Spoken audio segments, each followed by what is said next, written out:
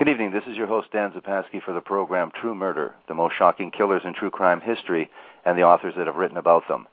In April 2006, a 12-year-old girl named JR committed a brutal crime that terrified parents everywhere. After weeks of plotting, she and her 23-year-old boyfriend stabbed to death her mother, father, and little brother in the family's home in Medicine Hat, Alberta, making her the youngest multiple killer in Canadian history. JR was a quiet honor roll student living in the small prairie town of Medicine Hat, Alberta, but her middle-class existence concealed an ominous alter ego, Runaway Devil. Her internet persona professed a fondness for a darker world of death metal music, goth subculture, and her love for the much older Jeremy Steinke, a high school dropout living in a trailer park with his mother. When JR got involved with Jeremy, her concerned parents tried all the tough love strategies to restrain her and interrupt the relationship, to no avail. Was JR simply growing up too fast and under the spell of a Svengali-like Steinke, or was she really the puppet master who manipulated her boyfriend to do her bidding? Based on the trials and exclusive interviews with the prosecutors, police, family, and friends of the victim and murderers, Runaway Devil, Forbidden Love, Lycanthropy, Death Metal, and Murder, how forbidden love drove a 12-year-old to murder her family. Runaway Devil, with my special guest this evening, Robert Remington and Sherri Zickefoose.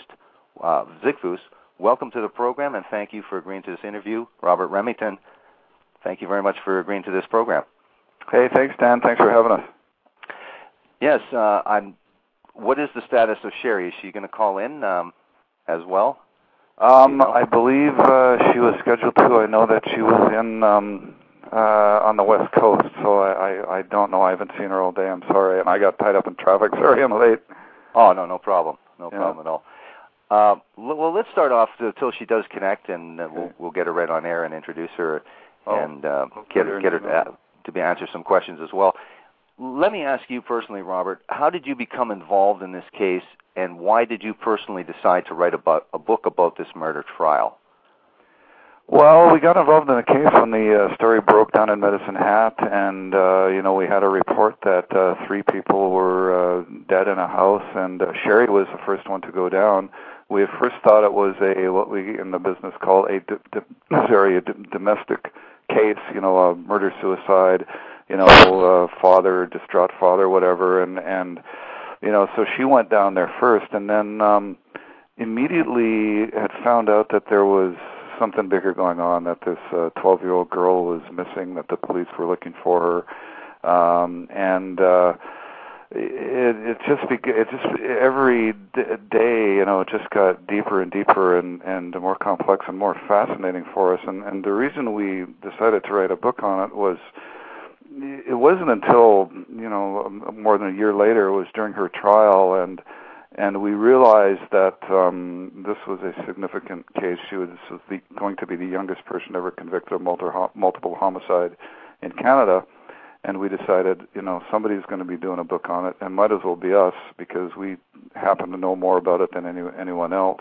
Especially myself, unknown to me at the time of the murder, but I found out during the trial that a friend of mine was also a friend of the victims, and so we had all these connections and all this information, and we decided to go ahead with the book. That's great. Now, the story is set in a place called Medicine Hat for our American friends here in our audience. And for people that don't know, in Medicine Hat, Alberta, where is this located in relation to, say, a city we might know, Calgary, Alberta? And what is the size of the city? And what is the community known for? What are the people like there, really? Medicine Hat is a prairie city southeast of Calgary, about 3 hours, sort of near the Saskatchewan border. It's I guess about 30-40 minutes from the Saskatchewan border. It's a very fascinating place. It's very, very hot, arid, dry summers. It has actually cactus that blooms there, small yellow cactuses, deep coulees, carved by the sort of wind and rain out of the prairie. And nearby is a World Heritage Site called Dinosaur Provincial Park. There's a lot of hoodoos, so it has a very rich sort of descriptive quality about it. It is known primarily, it sits on top of the largest, or one of the largest, natural gas fields in in North America. Rudyard Kipling had visited this area in the early 1900s, and he wrote that he saw all these flaming, gas flares and everything, and he wrote that that the area had all hell for a basement, and because of all it was this Dante-like kind of infernos that were sort of driving the area. It actually had at one time it had gas-fired streetlights on this Prairie city, and they actually just kept them burning because gas was so cheap. It was cheaper to let them burn than to pay, civic employees to go around and put them out. And today, the city is about 60,000 people. It's oil and gas. It's ranching. There's a nearby military base, Canadian Forces base. That also a lot of British troops train there. It's also near in Saskatchewan, on the Saskatchewan-Alberta border. There's a place called Cypress Hills Provincial Park. It's the only place in this section of North America that was untouched by the Ice Age. So you have this dry, flat area, and then these hills that are very lush and high and green and pine trees. I'm sorry. So it's got this rich tapestry. It's actually quite a fascinating place. A lot of old brick buildings downtown along the river valley, the South Saskatchewan River, and there's big, huge dogwood trees that grow there, and it has a lot of these brick buildings because it had a brick yard that was they had a rich deposit of clay, and they had this abundance of natural gas, so they were able to fire the clay and build these bricks for all the prairie cities and across the emerging west. And so it's got these old kind of brick buildings downtown. It's kind of a neat town. So it's got a rich, like you say, a rich tapestry, but a rich history, and as well, the certain affluence. Anyway, there's a certain success to the city itself. It's not mired in poverty as much.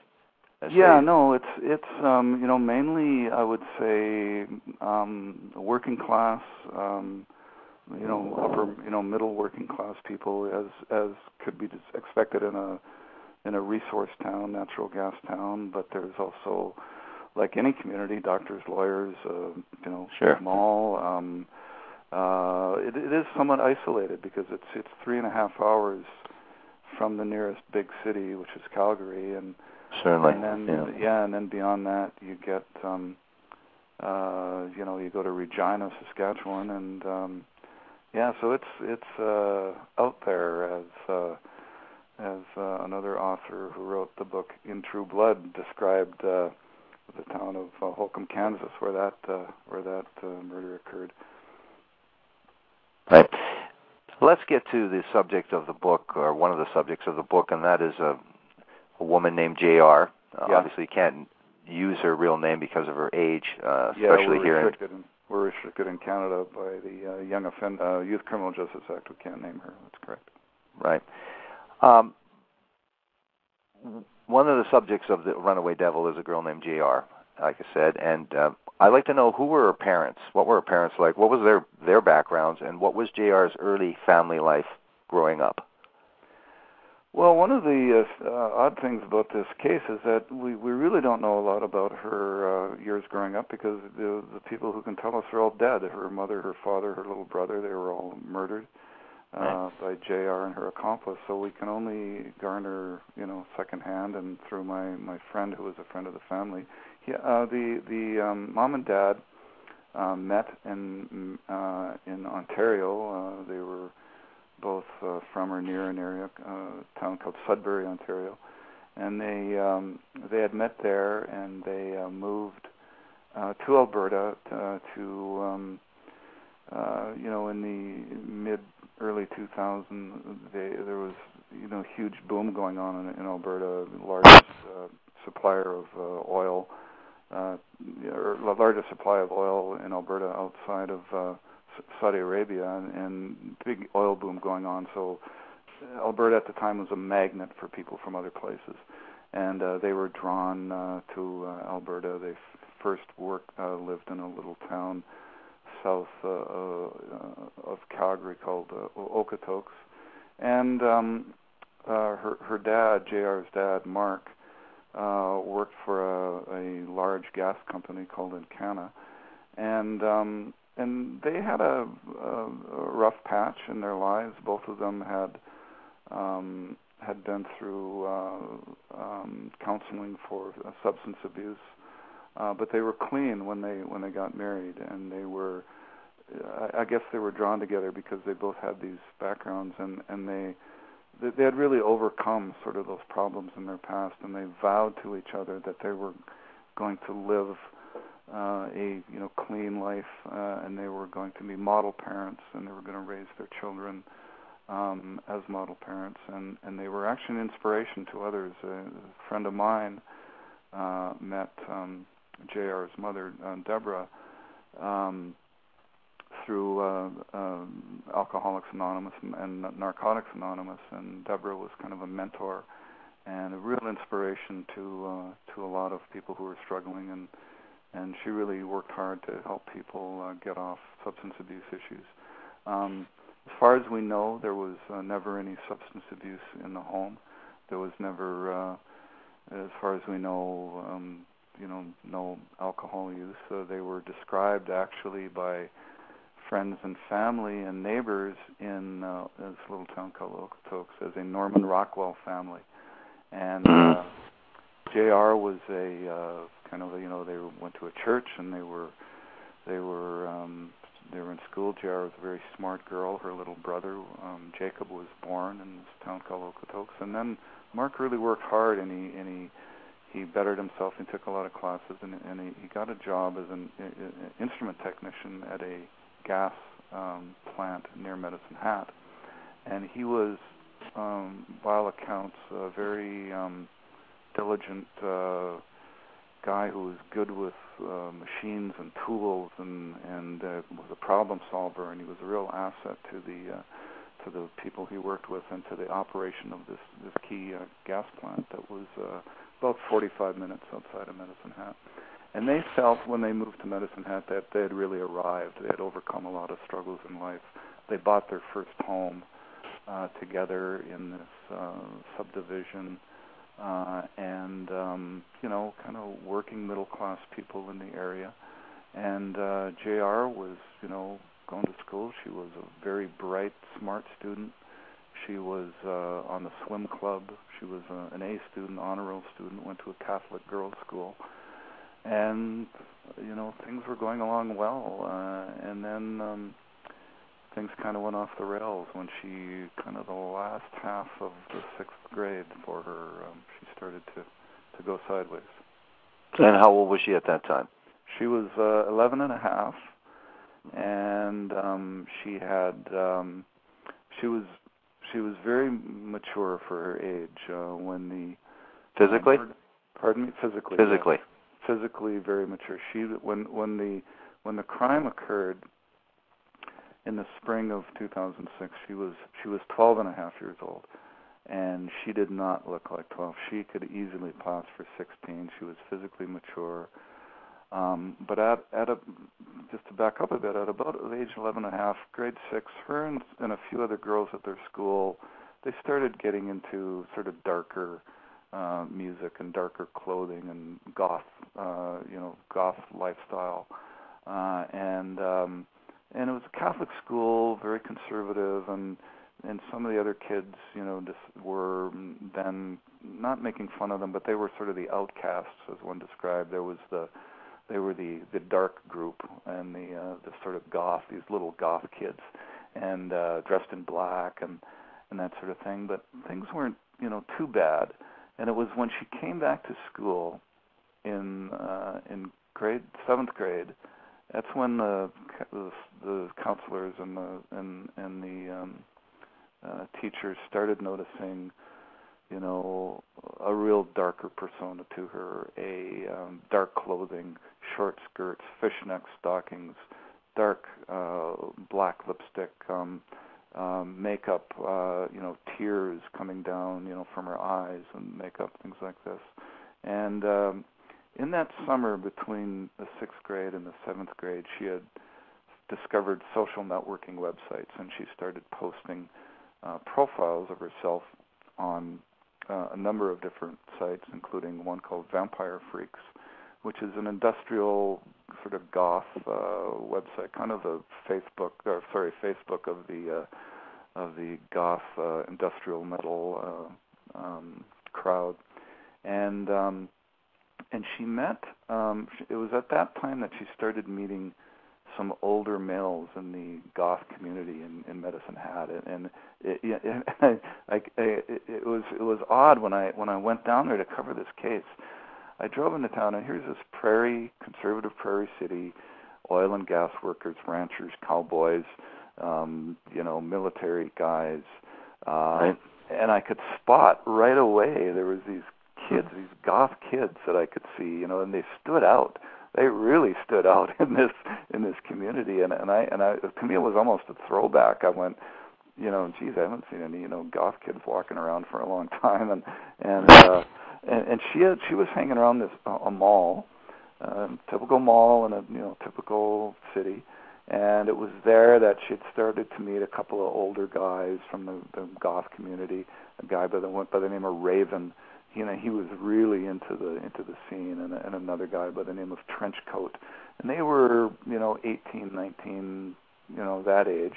She was 12, but to them she was more like 16. She never divulged her age. She was like 15. Girls tend to mature earlier than boys, right. Anyway, and I'm sure that she thought that the boys her age were geeky and everything else, and on and on and on. So she started meeting these older males.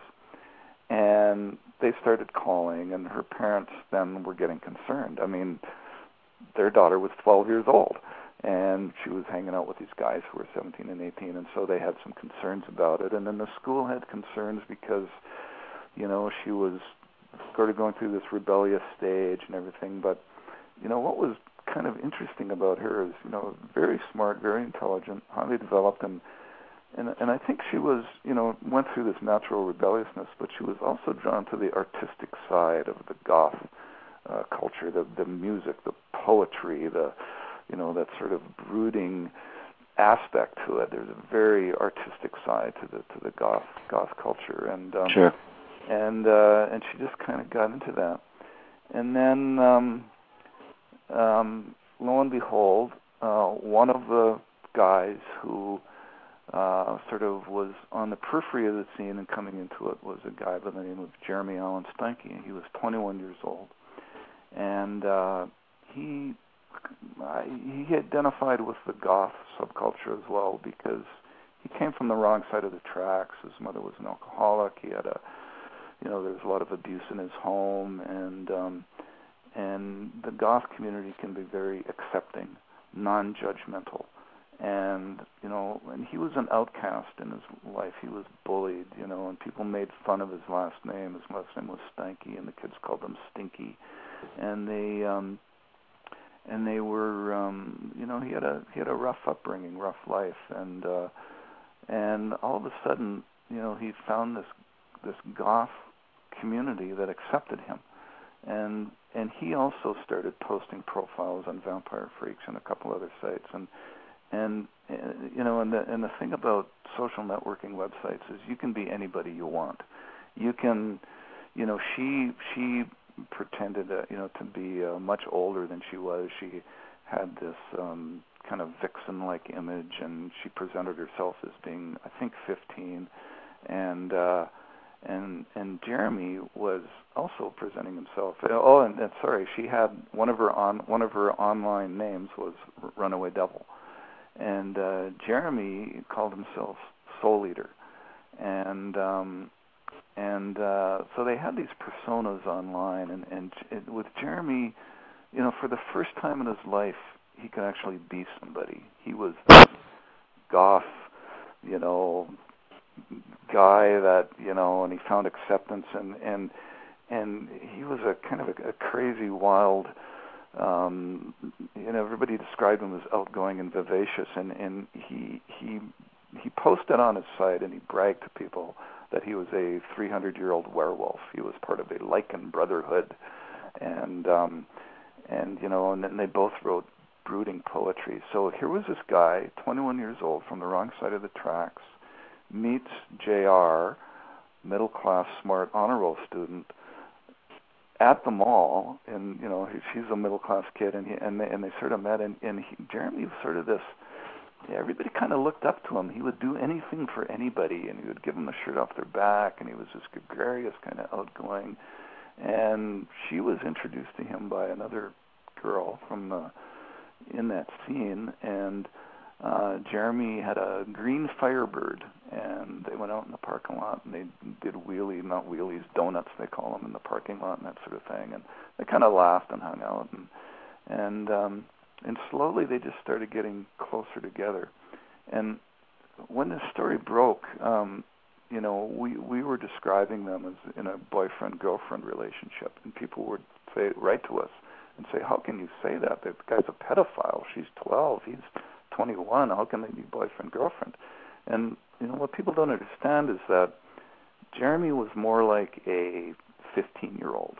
He had the intellectual and physical maturity, and he was just immature. He was like a 15-year-old kid, and JR was like a 15 or 16-year-old kid, because she was physically mature, she was advanced, she was smart, and they sort of met in the middle, and it was like fire and gasoline coming together. And her parents, didn't like the older guys she was hanging out with.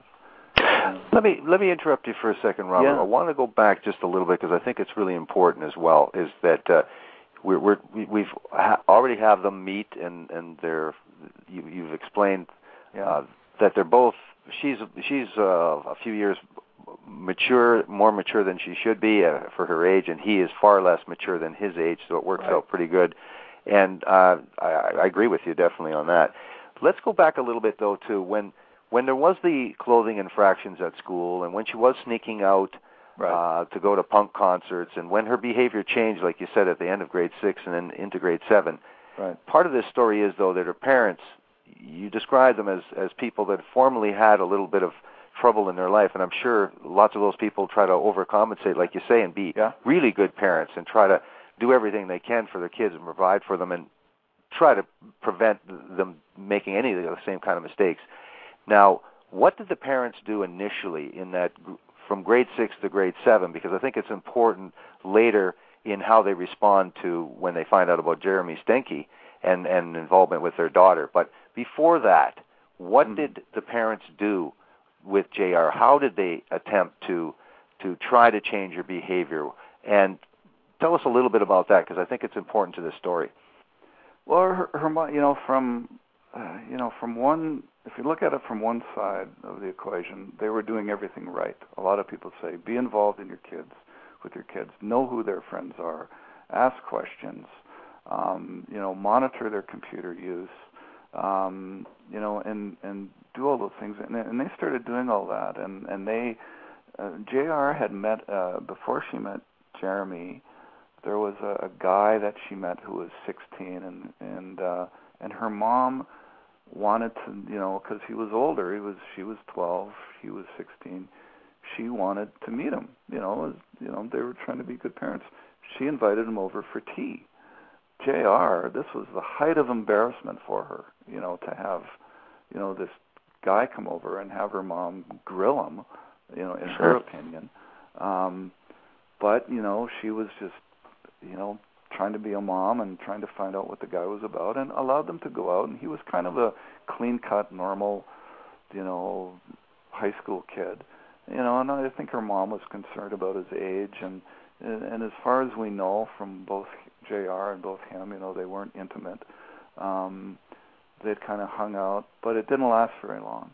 And it kind of broke off, and she started getting more attracted to these older guys. And so her mom and dad were, trying to, learn more about who she was hanging out with, and she really didn't want to tell them. And there's another aspect to parenting. We're in an age of hyper-parenting, where there's moms and dads are called, helicopter moms, that they're too close to their kids, that they want to know, they want to be so involved in their kids that they're not letting have the freedoms that they want. Now, we don't really know if, Deborah was a helicopter mom. Was she being too overbearing, or was she just doing the things right? To JR, in JR's point of view, you know, she wanted freedom. She thought, I'm grown up, I'm mature, what do you know, Mom? In fact, my friend, who was a friend of the family, you know, said that, you know, JR would, you know, say things like that to her mom, and would say, you know, what do you know, and you don't understand, you know, typical stuff like that. And so they were doing those types of things, and they were, you know, trying to find out more, and they were having troubles, and they actually agreed, and JR agreed to go to family counseling at one time. They decided they would all get together and try and, you know, work some of these issues out. JR had been grounded at one time.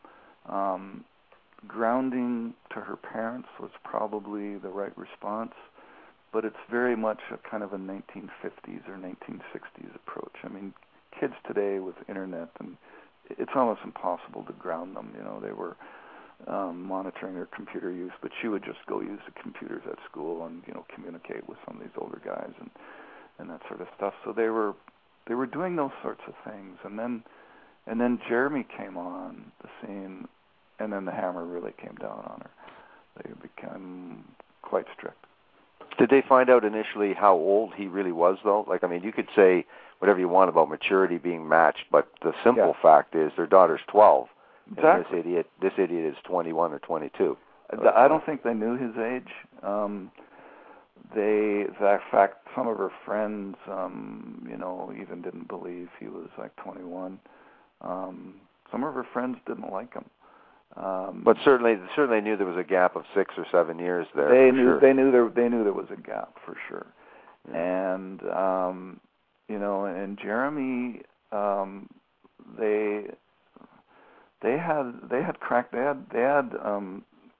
when she started going with Jeremy, and he was calling, and they weren't sure who the boys were that were calling, and they just knew that stuff was going wrong.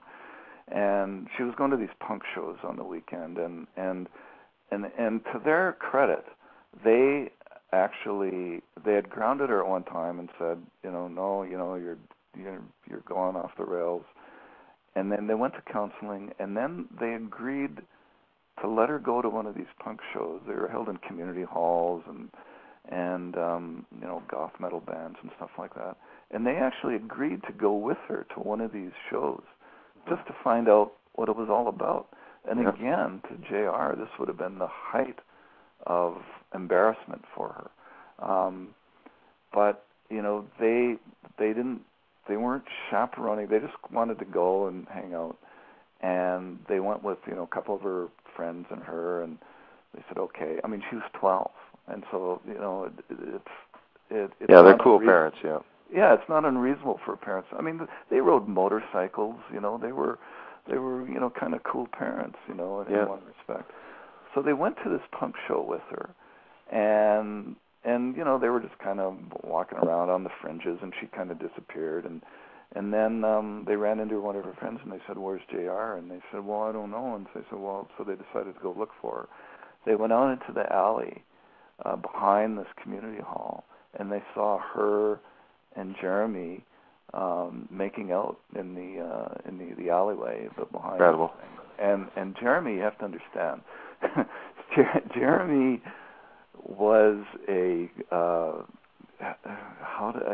you have to describe. I have to describe what he looked like.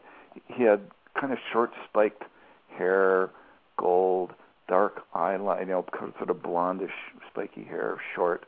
He had dark eyeliner that he wore around his eyes.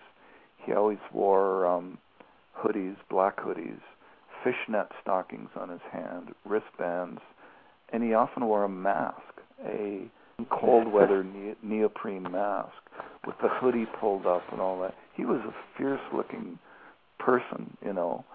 No eyebrows too, as well. I see from the photo. I'm not sure about the eyebrows. He's definitely, you've described. There is a picture. He's a very freaky looking, dangerous looking dude for sure. He was a dangerous looking dude. I just have to refresh my memory of the gentleman. I'm just going to flip to pages. You know, and he wore these neckerchiefs as well around his. You know, so he was kind of a fierce looking dude, and the cops knew him quite well, and they stopped him He had this Firebird and he'd tool around, and it's not like he was driving down the street with his neoprene mask on over his face and his hoodie up in the middle of summer, and and they're going, and he would walk into a mall like that, and the mall security would come up to him and say, hey buddy, lose the face mask, what are you up to, right? And so anyway, so they walk into the alleyway and they see their 12-year-old guy with this obvious, older looking. He was either a man, but he could have been maybe 18 or something to them, and her mom and dad were really mad. And Jeremy took off one way down the alley, and her mom and dad grabbed JR. They took her home, and they were seething mad by now because they saw what was going on. And that's when the hammer came down. They grounded her. They according to JR, they took her computer away. They boxed it up. They took her music out of her room. I mean, according to her, they really, really cracked down and just really monitoring her and all that kind of stuff. And that's when she really started, to lose it. And boxing up the computer was no obstacle for her because she would just go to the school, to the local library, and she would communicate with Jeremy online, and they started sending messages back and forth about how evil my parents are. And that's when they started talking about, what to do with JR's mom and dad. Now, you haven't talked too much about Jeremy Steinke, his situation. Where's his father in this situation? What's his mother like? The other situation is it just the music that she's drawn to, and Jeremy's involved with the music, the goth subculture here, or is there some drugs involved? And if there is, what kind of drugs are we talking about, and how serious are these guys in their involvement with drugs? Jeremy was a pothead. They drank. The alcohol, I think, was a bigger part of their scene. There are a lot of these kids that they hung out with. And I should explain here. Jeremy wasn't really true goth, what you'd call true goth. There was a girl we talked to who was an older young woman, who said, goth isn't something that you just do to make your parents mad when you're 14. It's a lifestyle choice. And the goth subculture itself is, is generally nonviolent, accepting. There's a lower rate of violence in the goth community than there is in the general community. It's very artistic. It's brooding. It's a look, that sort of thing. It was goth came about as a backlash to the sort of early 80s boy band music and all that kind of stuff. Mm-hmm.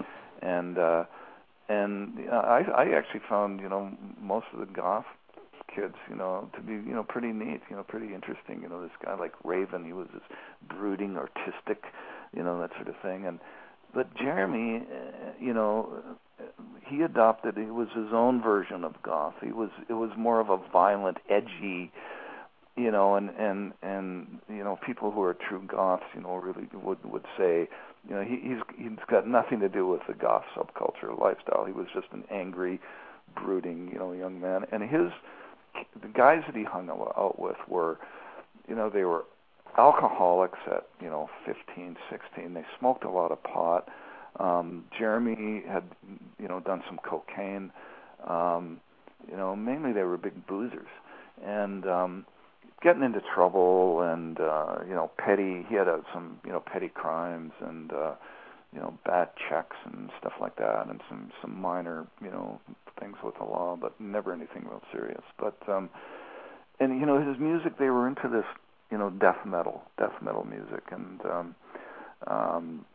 a number of different bands, and it was very dark, and it was very they kind of felt the world was against them. JR herself, I don't think that she did much drugs and alcohol. Jeremy and Jeremy had come, if we could just talk about his background, in a way, our book is somewhat sympathetic to him because you can understand where he was coming from. His mother was an alcoholic. His father, according to the testimony, his natural father was very abusive. His mother, there was violence in the home. His mother then divorced, and she had a number of men that would come and go, and they were abusive as well. Jeremy describes being abused by several of his stepfathers, and got into a fight with one of them, and his mom moved around a lot, and they kind of lived what he described as the slums of Medicine Hat down by the railroad tracks, and his mom was from a small town in Saskatchewan, and she came to Alberta, and she was a hairdresser. She took beauty classes and things like that, and but she also had she has a terminal lung disease, right? And so his whole upbringing was just rough, and in a way you can understand what happened to him, because it was JR is a little harder to comprehend because she came from the other side of the tracks. But the one thing as well, they had both gone through kind of breakups at the time when they got together. JR had gone with this kind of wholesome 16-year-old, and that kind of went bad. And Jeremy had broken up with a girl as well, and so they came together at this time when they were both seeking something. And Jeremy, more than anything in the world, he wanted to be loved. He didn't have that at home. He didn't have it at school, and he found this smart, pretty young girl that he believed was 15 or 14. He thought she was legal, quote unquote, because in Canada at the time, 14 was a legal age of sexual consent. It's since been raised to 16, mercifully. Yeah. In my opinion, 14 was absurd. Absolutely. I mean, sex is a very powerful drug at that age. Mm-hmm. And so Jeremy met JR, and all these things came together. And Steinke was he was desperate to be loved. You could see that in his friends. He would do anything for his friends. He would drive through the night and pick them up, and he would drive them to some town 200 miles away to go to a punk show and stuff like that, and give people the shirt off their back, and on and on and on. But he had this edge to him, and he fantasized about being a member of the Lichen Brotherhood, this 300-year-old werewolf. And he met this one guy. And one time he told this guy, he says, "I wouldn't go for a walk by the river on the full moon." And the guy says, "What do you mean?" He says, "Well, we'll kill you and eat you." And it was stuff like that. Now it was a genetic problem. Yeah. I mean, he played the role anyway. He played the role. I don't think he actually believed it. But. Now let's get to the heart of this, because this is just incredible part of your book. It is the core of your book. It's just fascinating. How did this really, in your investigation, who started it? We know, we'll say right now that he was bragging about what he could do, potentially what he could do. The whole goth scene, like you say, it's the artistic end of it, of people talking morbid conversations or dark poetry, the death metal. Nobody's taking this seriously and going out and murdering anybody, but they're listening to Cannibal Corpse and bands like this. So it's very serious music, but nobody takes it too serious. Right. Now, tell us what the correspondence was, how this started, what exactly was said, because that's what you do include in your book. What was really said by JR to Jeremy Steinke, and what did he say back? Give us that, please. Well, you asked why we wrote the book. One of the reasons that we wrote the book is because even after she was convicted, there were people who said, "Oh, she was just a poor little lamb who was led astray by the big bad wolf." Right. And that's what I wanted to believe. I mean, she's 12. I desperately wanted to believe that she was just an innocent kid led astray. But when you start looking into it, it's clear that she was the mastermind, and she kept writing to Jeremy and saying, "Will you kill them? Will you kill my parents? We have to come up with a plan." And she had written one email and said, "I have this plan. It begins with us killing them, and it ends up with me living with you." And they fantasized about running away to Germany and living in a castle. I mean, it was just ridiculous, right? And he wrote back and he said to her, "Well, I love your plan, but we have to get more creative and stuff." And it was kids today think the internet is this, I don't know what they think, but nothing on the internet is private. Your emails aren't private. Right. The computer forensics guys from the police department found all of these messages, reams of them, and she was writing back and forth and encouraging, okay, and she kept saying, will you kill him? Are you going to kill him for me? Come on, Jeremy, things like this. And according to her testimony, she said, oh, it was just talk. I really didn't mean for it to happen. But other people overheard these things, and they didn't believe it either. They thought it was, just talk. But there was a real key piece of evidence that, when the police showed up, if we can just explain what happened, there was it was April. It was an April night in 2006, and JR had been, they'd been talking about this plan and how would we do it, and if we did kill them, how would we do it? And they talked about stabbing or drowning or poisoning them or setting the house on fire and all this kind of stuff. And it all came to a head, on this April night. Jeremy was, JR was grounded. Jeremy had gone to a punk show and with some friends of his, and they were all drinking at his mom's trailer, and they drank all of his booze, and then they went into the refrigerator and drank all her booze and smoked some pot and on and on and on. And then Jeremy was watching the movie Natural Born Killers. He thought it was the best love story of all time. Wow. That, somebody would, do some, and he in that movie, it's a girl who's, in an abusive, her mom and her dad especially is bad to her and that sort of thing. And and so he decides, I'm going to rescue her, and he ends up killing the family, and they go off and they go on a killing spree. And he had written an email saying, yeah, well, Jay and I have been talking about it. We're going to do it this weekend, and it's going to be just like Natural Born Killers, and we're going to start a killing spree across Canada, right? Well, they all say it was just talk. Really didn't mean for it to happen. But JR is grounded. Jeremy's in his mom's trailer, is drinking. They're brooding about the whole situation. This has been going on for a couple months now, and they're being kept apart, and they're sneaking out, trying to see each other. She had stuck out of the house very cleverly one time. They had sex, and things had gotten to a head. And he was watching this movie, Natural Born Killers, with some friends.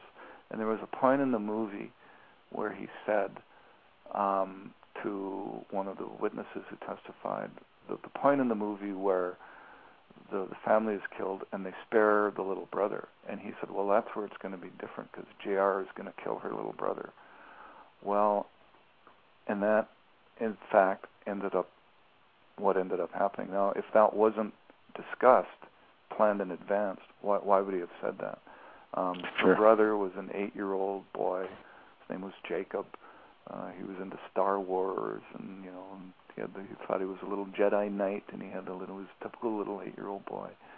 And Jeremy is watching the movie. His friends are there. People start to disperse. He gets a call from JR, and we don't know what was said in that conversation because people in the other room only heard bits and pieces. But after he gets the call, he leaves and he goes out into the night, and he had asked friends. He had asked a couple of friends, "Will you help me with this?" Because he didn't think he could do it himself.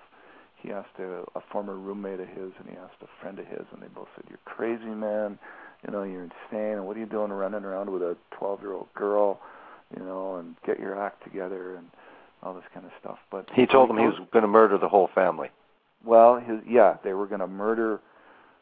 They were talking, at that time, the mom and dad, and he said, "Will you help me with it? We're going to kill them." I can't remember if they, I had mentioned the little brother as well, but all his friends told him, "No, you're absolutely nuts."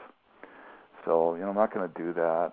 But they never went to the police. They always thought, "Oh, it's Jeremy. He's just being crazy," And so he gets this call from JR. Whatever is said that night sets things into motion. And he heads out into the night in this April evening. It's kind of drizzling. He goes over to a friend's house, does a lot of cocaine, and he had been drinking all day long, and they had drank, beer and booze and smoked a lot of pot, and then he goes over to this other guy's place who was a small-time coke dealer and a user, and he goes over to his place and they drink coke, and then they drink wine, and he had asked this guy, he says, how do you clean blood off of knives? No, stuff like that, and they, people were half stoned, didn't know what's going on. Jeremy leaves that place. It's about now 3:30, 4 o'clock in the morning. He is higher than a kite. He goes over to a local all-night grocery store. He buys some gum because JR didn't like him smoking cigarettes and smoking pot, and she could smell it on his breath. So he buys some gum. And then he goes over to the house, and he's got his hoodie on, he's got his black neoprene mask, he's got the fishnet arm stockings, and he had a knife. He said he always carried a knife for protection because he was bullied as a little kid. And all of his friends sort of carried knives. It was part of the accoutrements of their scene, right? So he throws a pebble at her window. She motions for him to come around to the back. He goes around to the back window, goes in, and her mom hears this noise, and she comes downstairs. And according to the testimony, Jeremy, he insists that he didn't go into the house that night to kill anybody. He just wanted to scare them, take her out of there. They would run away, go to their castle in Germany. He says he sees her mom come down into the basement. It was a 4-level split. She comes down, she hears this noise, and he says, I just freaked, and he started stabbing her. Well, you can imagine with the mom seeing this guy in a black hoodie and a black neoprene mask, dark eyeliners, he would have been a ferocious sight. And Jerry was high on cocaine, he was high on booze, he was high on pot, and he just started stabbing and stabbing and stabbing.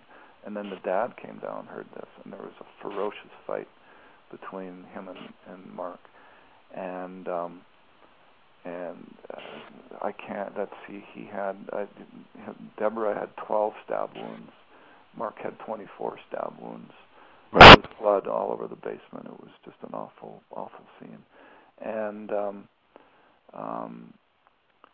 after he finished, he walked upstairs, dragging his bloody sleeves, bloody clothes. There's blood streaks on the walls when the police came in. And he goes upstairs, and that's where it gets murky. JR is doing something to her little brother. The testimony is conflicting. Jeremy insists that JR was stabbing her little brother. She insists that she admits that she stabbed her little brother once, but not very hard, quote unquote, and that Jeremy was the one who goaded her into doing it. And then she claims that Jeremy finished them off. After the murders, Jeremy goes downstairs. He's pacing wildly back and forth in the house. Says, I got to get out of here. He's paranoid. He's on pot. He's on coke. And JR says, well, just wait a minute. I got to collect a few things. So she nonchalantly goes upstairs, starts getting a few things together, does some cleanup. Jeremy can't stand it. He bolts out of the house, runs into his car, drives away, vomits on the side of the road, drives over to his, back to his mom's trailer. His mom's not there. She's never there. She's out on a bender. JR comes down. There's no Jeremy. He's abandoned her,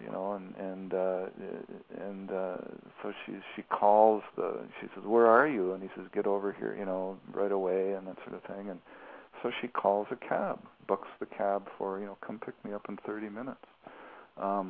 Takes her mom's bank card, goes to the little 7-Eleven grocery store, all-night store, takes some money out of her mom's account, comes back, gets in the cab, goes to Jeremy. So in court, you can imagine how this played out. Well, geez, you didn't have a plan, but you went back to the man who just butchered your mom and dad, and well, what were you doing? Well, he was. What else did they do as well? I mean, it gets a little worse than that. I mean, they didn't just get together and then try to cover up their tracks. Tell us what they did. That insult to injury after the... Well, so they go over, she goes over to Jeremy's trailer, and they have post-murder sex. This is not uncommon for team killers. It happens. Sure. And then they decide to they go back to the place where Jeremy had done the cocaine a few hours earlier. They grabbed a little bit of sleep, but then they decide that they're going to go to a party. Jeremy has a black eye from the fight with her dad. He's got a pair of dark sunglasses on. They go to this party with Jeremy's buddies. The place is just a party house, an animal house. It's just a pigsty. I drove by the place a couple of times. It's a fourplex. And there's an old chair that's been thrown off the balcony, and there's broken beer bottles all over. And they go to this party, and everybody's drinking. And at the party, which is less than a mile from the house where the murders were committed, I mean, they were either so brazen or so stupid that they have this. They go to this party. They're cuddling on the couch. They're making out. People testified that in fact there was one girl, a young woman, teenager. She had a child. She was a single mom. She had gone back to that place that day. She wanted to. It was her the father of her child that sort of owned the place. He was a notorious drunk and alcoholic. Had been in jail the night before. She was actually put off by they were groping each other on the couch, that she had to leave the room, right? And they didn't know that any murders had gone on, but Jeremy had this black eye, and he kept lifting his dark glasses and showing his friends his big shiner. It was a badge of courage. And finally, he told one of his best friends what had happened. And he said, well, we did it. And he said, you did what? And he said, we gutted them like fish. And the guy said, you guys are crazy. I'm getting out of here, right? And he left. And what did they say about the little brother? Didn't they add something about the little brother? Oh yes. And they were down in a bedroom, and everybody was drinking. This party was going on, and Jeremy says to his friend, he says, we gutted them like fish. And JR, without any prompting, says, yeah, my little brother gargled, because his throat had been cut. Right. And the guy said, you guys are crazy. I'm getting out of here. And I didn't even know if he even believed them at that time. So anyway, eventually the party winds down, and now it's starting to get evening. The bodies were discovered at about 1:30 in the afternoon. By now it's all over, it's starting to break on the news and everything like that, and they're starting to get nervous. And JR and Jeremy are then spirited out of town by another friend of Jeremy's, and they drive to a little town called Leader, Saskatchewan. They spend the night shivering in the car. It's cold. It's the Canadian Prairie. It's springtime. They were low on gas. They were in this truck. JR and Jeremy slept in the back of the truck. 3 other girls were in the front. They were all huddling and cold. And in the morning, they didn't have any gas. All the gas stations were closed, so they park just outside of town, and then when the sun starts coming up, they turn on the car and they drive to a gas station. And there was a very smart young rookie RCMP officer who had the all points bulletin that some people in a car, in this vehicle, they had a description, might be coming to his community. And the reason they knew this, because all these kids who had been at this party and knew Jeremy and knew of all this talk, all of a sudden see on the news that these murders had happened. And to their credit, they came forward to the police, and they were disturbed by it. They were shocked. All of a sudden they realized It wasn't just talk. My God, it really happened. So they had a description of the vehicle. They had gone to the school, to find out. Oh, the real interesting thing is when the cops showed up at the house, they find the bodies, the mom, the dad, the little brother, but there's a picture of a family sitting on the coffee table, and there's a girl in the picture, and she's missing. And they think, my God, where is she? We missed a body. We look, they can't find her. And they think, well, where is she? They think it's going to be horrible if she comes home and sees this mess. We have to find this girl. And they found out that she was a member of a swim team. Maybe she was away on a swim meet. They go to the school to try and find lists of her friends so they can start calling, because they were under the impression that she had been abducted maybe, or was away. They weren't sure what was going on. They go into her locker and find a very disturbing drawing that she had made of stick drawing, a 10-panel cartoon of a family being burned alive. And there was a mom, a dad, a little boy, well, a little figure, stick figure, and then there was another stick figure off to the side laughing, and then running off with another stick figure. In the distance there was this crudely drawn truck, and it was labeled Jeremy's truck. And the police officer saw this and went, oh my God. And on the flip side of it was a poem that she had written, and it was, may you burn in the eternal flames of hell, or something like that. And he knew right away, she's not an innocent she hasn't been abducted. This implicates her in the murder. Boom, and the chase is on. And sure. So this RCMP officer in this little town called Leader, Saskatchewan, gets the information that this truck may, and on a hunch he thinks, well, I wonder if they're going to need gas.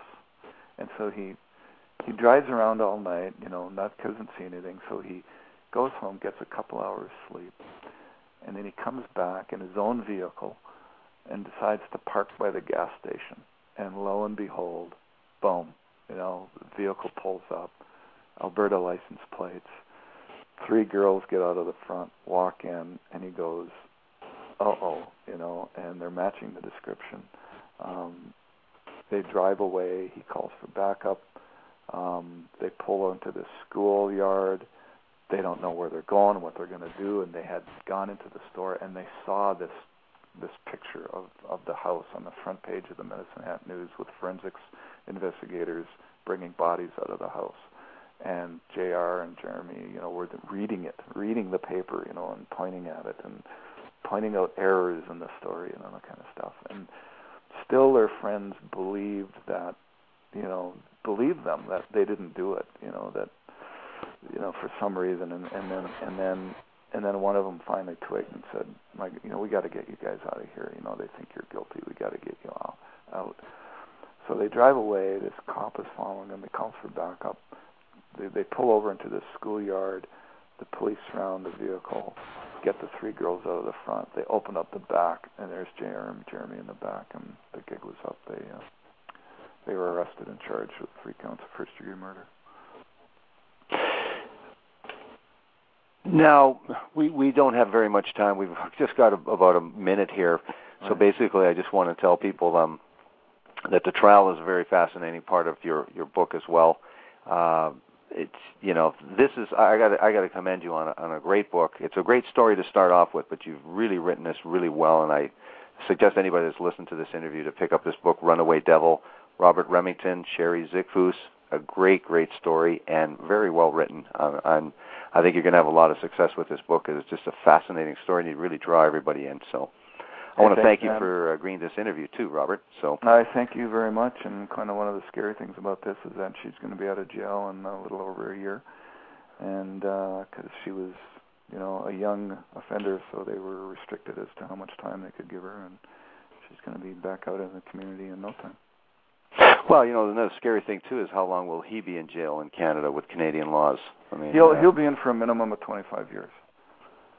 So he'll still be a young man. He'll be 48, I believe, around there. 47, 40. He'll be under 50 by the time he gets out. Yeah, just an incredible story. Well, that's a minimum. I mean, he could get more, but who knows? Yeah, who knows? Well, let's hope so anyway. Yeah. Let's hope so. But thanks very much. You've done a great service with writing a great book and letting people know. I knew a little bit about this story, but there's just no way that I'm really glad I got a chance to read this. It's a great book. Yeah. Hey, thanks a lot for having me. Okay, thank you. So have yourself a good evening, Robert. All right. Take care. Bye-bye. Bye-bye. You've been listening to the program True Murder, the most shocking killers in true crime history, and the authors that have written about them, with your host, Dan Zupaski. Have yourself a good evening. Good night.